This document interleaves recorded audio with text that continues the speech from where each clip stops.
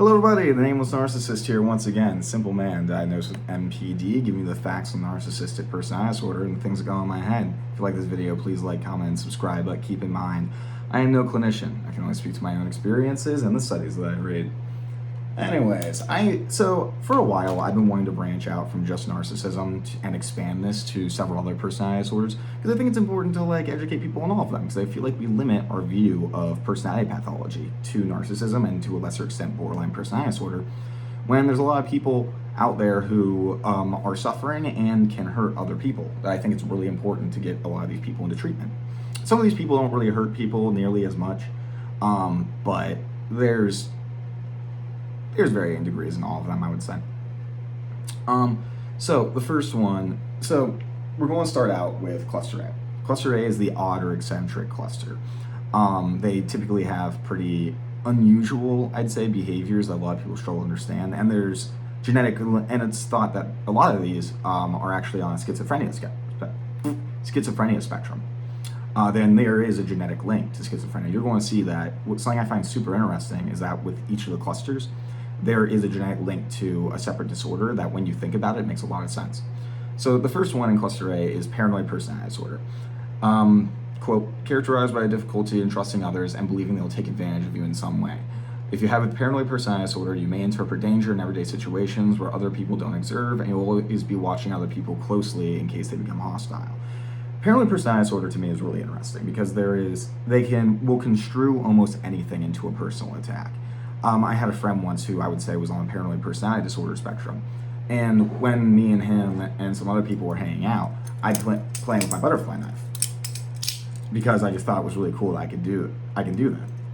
And he told his partner in private that he thought I was doing that to establish my dominance over the group, that I was the alpha male because I was swinging around my butterfly knife.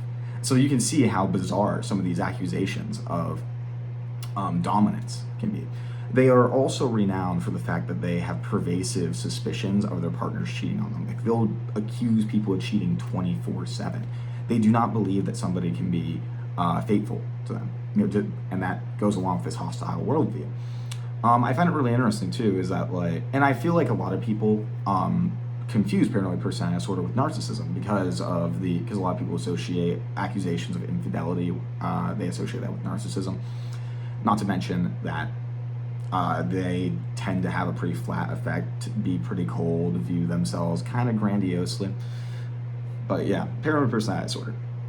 So now we also have schizoid personality disorder. Quote, you may feel that relationships get in the way of your day-to-day life and that other people will only cause you problems. This means that you tend to have an ongoing disinterest in forming relationships, even with other family members. It can be difficult to experience pleasure from everyday life. Oh, something else about paranoid personality disorder. Sorry. You would assume, right, that since they view the world so hostile, that they'd be very sheepish, very afraid, but they really aren't. They have this vindictive attitude towards them. It's not, oh man, the world's going to hurt me. It's the world's trying to hurt me and I'm going to get them back, basically. It's a very interesting sort of vindictive attitude that goes along with it. But anyway, schizoids. This means that you have an ongoing, it can be difficult to experience pleasure from everyday life with little interest in emotional connection or intimacy. I think that's a really bad description, honestly. Schizoids are super interesting. My best friend is kind of wired like a schizoid. And he has this, so basically they have this aversion to being known, to being perceived. It seems that they almost consider it an invasion of their privacy, even to know their name or to be seen, and they get really self-conscious whenever they give the slightest detail about themselves. Their inner world is like their safe space, so to speak, and they can be it's very interesting. They can be very intellectually minded. They do a lot of self-reflection. They grapple with a lot of abstract ideas. It's kind of parallel to magical thinking, which I'll get into in a little bit. They also, and their disinterest in people is, they view themselves as outsiders to the world, like they're aliens, so to speak, or observers. And they prefer isolation, obviously, just because they view, my best friend says that other people aren't deserving. It's not that they aren't worthy, it's that they're not deserving to know him, which I think is really interesting. Because I'm basically one of his only friends. He has cordial relationships with other people, but I'm the only one that he goes out of his way to see and stuff like that. They also have this can also be kind of similar to narcissism because they have this hitting grandiosity, like very subtle, not nearly as bad as with narcissism, and it seems more genuine. It doesn't seem as defensive. And they also have emotional difficulties. They feel very ashamed whenever they show any emotion. Not just because other people saw it, like with me. It's because they feel ashamed that they allowed themselves to get to the point that they felt any emotion. Like he felt anger once and punched a wall, and he said he felt ashamed about it for the rest of the day, which I found so interesting. Only time I feel ashamed about anger is when I make a scene, more or less. And also, the reason they don't want to be known, it's unrelated to the fear of being judged. It's just that they don't want to be known. Like, because when I first heard that, I was like, oh, you don't want people to judge you. I get that. And he's like, no, I don't care what other people think. I'm like, what? That doesn't make any sense. that makes no sense. What? And like, it's something that's really hard for me. It got to the point that I was so confused by the concept of how he didn't want to be known that I went on the Schizoid subreddit and was like, please, somebody explain this to me.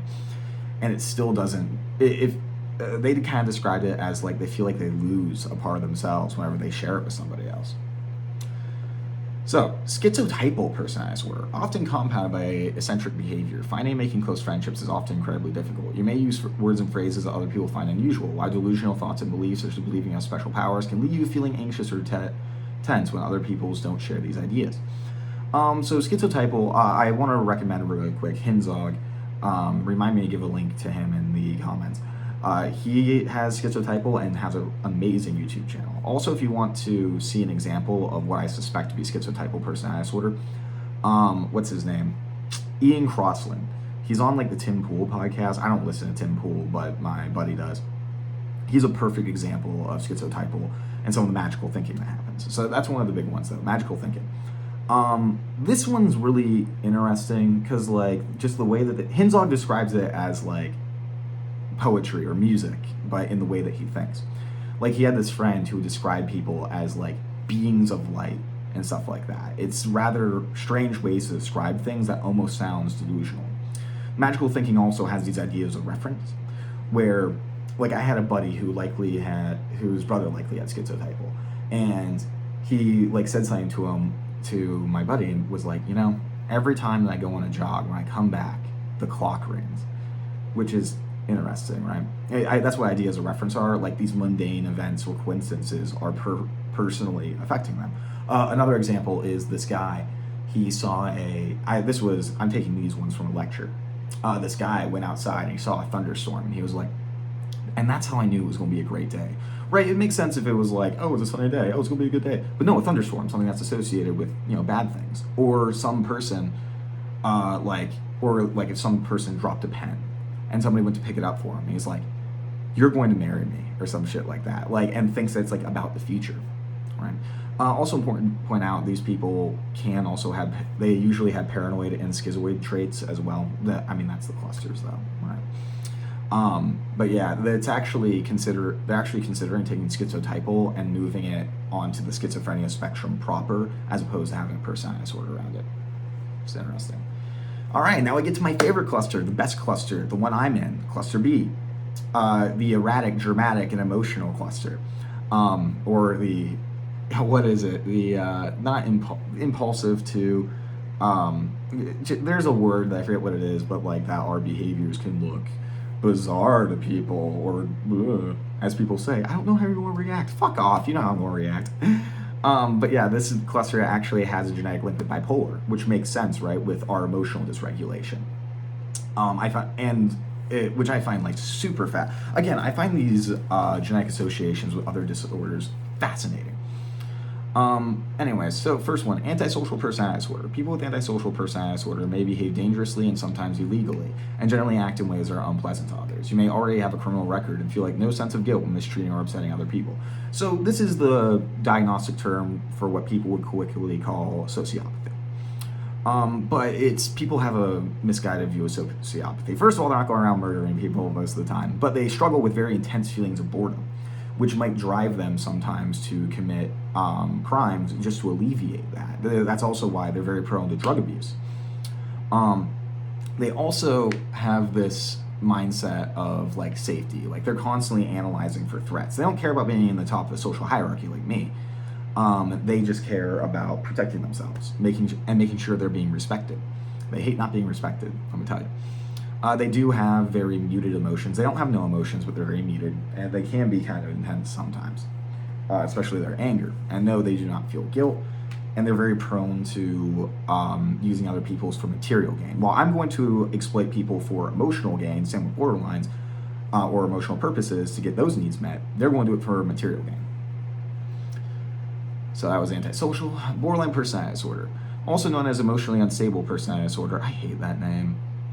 You know, okay, like I always say that personality disorders kind of need to be renamed because the names have basically mean nothing at this point. But like that one's just bad. At least borderline personality disorder and narcissistic personality disorder, like they sound cool. As stupid as it sounds. You will often experience intense emotions which can last anywhere from a few hours to several days. Fluctuations will vary between extremes of happiness and self-belief to feeling low later, often the same day. You may find it hard to maintain stable relationships, while suicidal thoughts and self-harming behavior can also be experienced. Yeah, all that's true. But something that I see often get kind of passed up about borderline is the emphasis on romantic relationships, right? They have almost this subconscious sense that somebody is going to save them from themselves. Like this person's going to, and that's where the term favorite person comes in, right? This is the person they think is going to save them almost, the person that they're relying on for their emotional stability.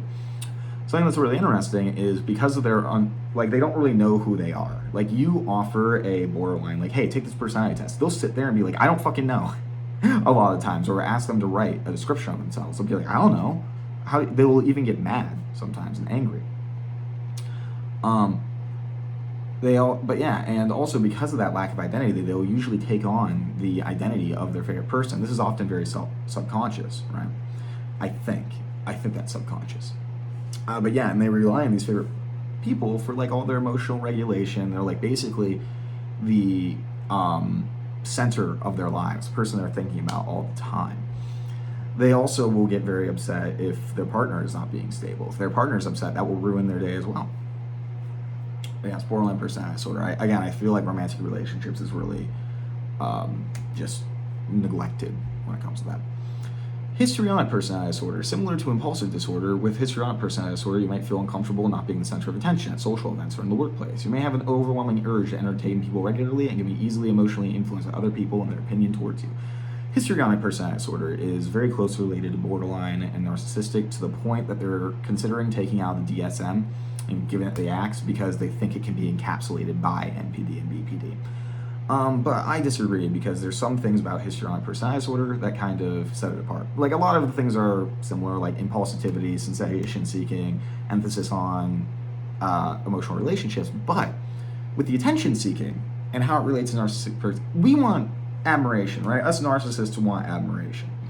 Histrionic personality disorder, they'll take any attention. For example, let's say somebody is insulting the histrionic person's shoes, like behind their back. The histrionic will reply with, well, at least I'm important enough for them to be talking about my shoes. While I would get fucking livid. It's like, what's fucking wrong with my shoes, you asshole? Don't you dare insult. Who do you think you are? Don't you dare insult me. Not to mention that they can be very easily influenced by others. Like, it's interesting. I had a friend who's, I would say, was histrionic wired. Yes, I know a lot of people with personality disorders. It's weird. And it's like, they'd be talking to somebody, let's say about politics, for example, about politics, and they would be, and express like these very deep opinions, being like, oh yeah, I completely agree with that. Well, then as soon as she would talk to me, I'd be saying something completely different, and she'd just be sitting there like, yeah, I completely see that, yeah. And that's just how easy they can be influenced. They also speak with a very dramatic and what is perceived as a vague and not really have a lot of meaning behind it way. Like they'll make sweeping statements, right?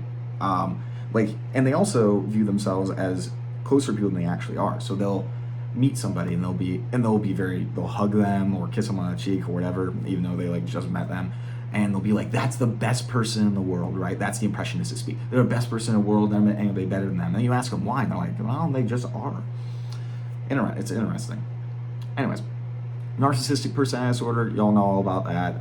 We need admiration. We're ruled by our need for self-esteem. All you need to know about us. So now we get to cluster C. This is the anxious or fearful cluster. It actually has a genetic link to anxiety disorders. These are probably the most subtle ones, in my opinion, the ones that you really aren't going to notice. These are the ones that can kind of slip by in society and don't have as bad functional impairment. But yeah, like anxiety is all I really have to say. This is the cluster I know the least about, by the way. Their anxiety is really the only overlapping trait from what I see. Obsessive compulsive personality disorder. You feel the need to keep everything in order and be in control of your surroundings, which can make you have high expectations of yourself and other people in work and your ability to focus settings. You'll think that awful things are going to happen if something doesn't go your way, while you also dwell on the mistakes of yourself and others. This is one that's all, and I want to point out this is distinct from obsessive compulsive disorder. OCPD, a lot of it is kind of what the stereotypes of OCD is. You know, like obsessive compulsive disorder, it's, you know, they'll think they forgot to turn off the oven, and they'll be like, and like obsess over it, be like, oh my God, I gotta go home. I think I forgot to turn on the oven. And even though they like checked it like 30 times, right? They have these compulsions. They have these obsessions that cause them to act certain ways. People with OCPD are different. They have, most of their identity is based off of their work performance. It's also based off of their ability to, like their moral values. I knew somebody who was OCPD wired. Again, I know a lot of personality. I just have known a lot of people, and I found the fucking insane ones the most interesting. And like, I challenged one of her views about environmentalism. I don't remember exactly what it was, but she was basically like, oh, there's so many people in the world. And I was like, well, I mean, there's a lot of empty space in the world. There are declining populations in most Western, like developed countries. And our food intake is like being increased because of hydroponic farming, whatever. I just was saying just some things I believe. And she literally hit me.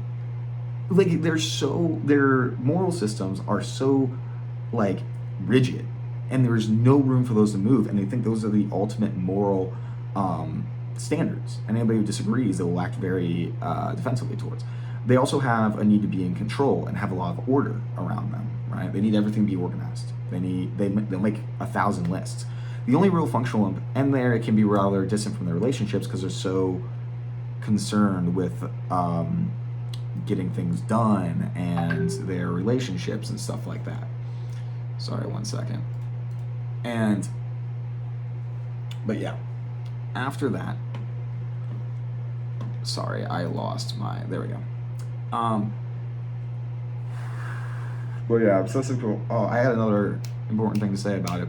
Oh, their biggest functional impairment is in the work setting, that is that they'll spend so much time trying to perfect the job that they have, they might end up being late to turn in or something like that, right? Because they can't turn in unless it's perfect.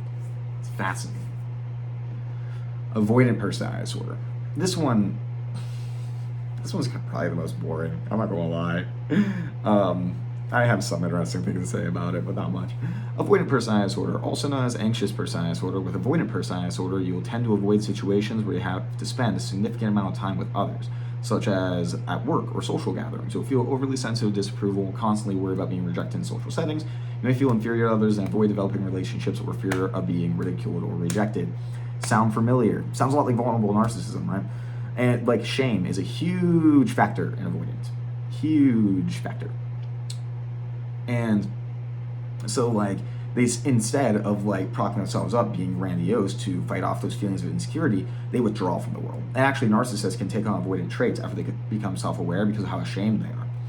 So they'll withdraw from the world because they're so afraid of not being liked. They're so sensitive to criticism.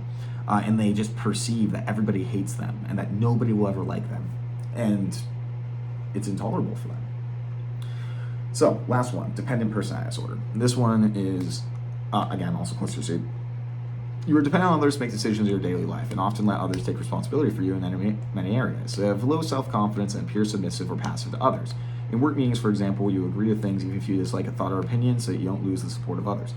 So this is distinct from codependency, first of all. People with dependent personality disorder literally can't make decisions for themselves. Like, down to like, what should I wear today? What should I eat? They are so reliant, they feel so incompetent that they're going to rely on somebody else to make every single decision for them. Usually this is a romantic partner, but as it said in the little thing, it can also apply to like just people around, especially authority figures. They just lack any backbone. That was really mean to say. I don't mean that even, but yeah. And you'll see a lot of projective identification for this because they'll need people to take that role in their life, right? So they might be like, oh, like somebody might ask them, where do you want to go to eat? And they'll be like, oh, well, I don't know. Like, you decide. I'm like, no, like, seriously, I want you to decide. It's like your birthday. Like, no, really, I don't mind. And like force somebody into this dominant role in the relationship to fulfill the needs of this person with dependent personality disorder. I think that one, I think that this is really interesting because it have a negative effect on, this is one of the only cluster C's that has an actively negative effect on the people around them because of the roles that they're forcing them in. Because like other than that, it's mainly us that are fucking insane and stuff. But yeah, that's all the personality disorders. I find them all interesting, but you know, to varying degrees. Fucking avoid it. No, I'm joking. I don't hate avoidance or think they're boring. I find them all super interesting, and that's why I know so much about personality disorders, because they're just fascinating. And because trying to figure out myself and everything. But anyways, hope you all enjoyed. Hope you guys learned something. Like, comment, subscribe, take your fucking meds, and tell me if you guys want to learn more about other personality disorders, because I'm very open to researching them more and making some content about them. It won't be as in-depth as my narcissism ones for obvious reasons, but I'm still willing to do it. All right, take your fucking meds. Bye.